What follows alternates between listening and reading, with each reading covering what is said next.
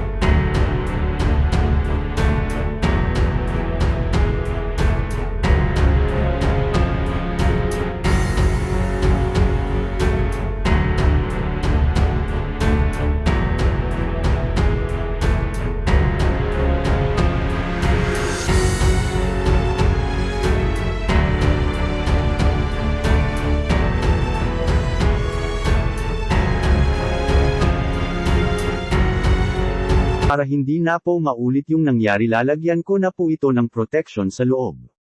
Sa totoo lang po, hindi ko talaga alam kung bakit nabasa po ng tubig ang dati kong timer dito. Siguro dumaan po ang tubig dito sa wire na galing sa machine papunta sa board ng timer kaya ito nasira. Sisimulan ko na po ang paglalagay ng timer, para safe po lalagyan ko po ito ng box sa loob, dinipapasok ko sa loob ng box na ito ang bago kong timer.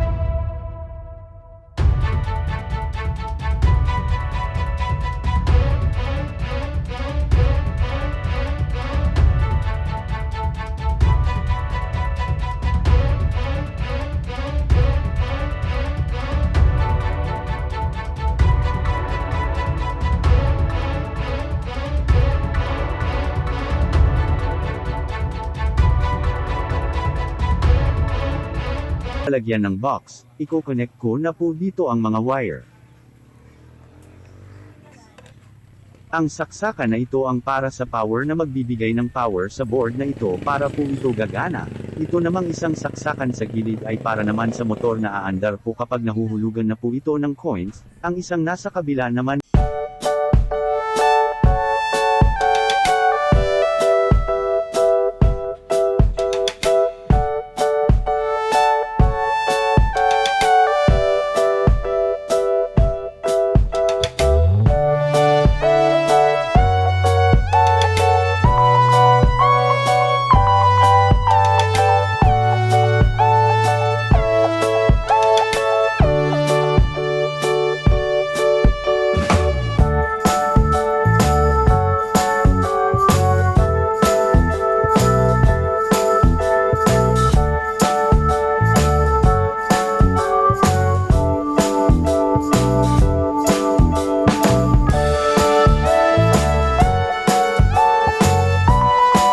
Sinaksak ko na po lahat ng wire, ngayon susubukan naman natin itong paandarin.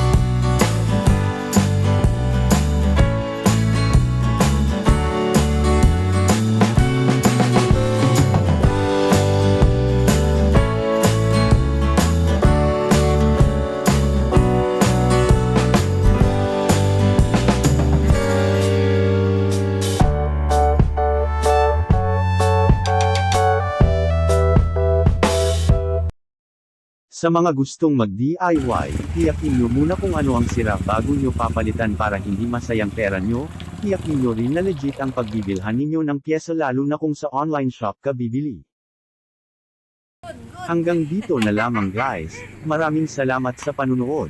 Kita-kits sa susunod kong video.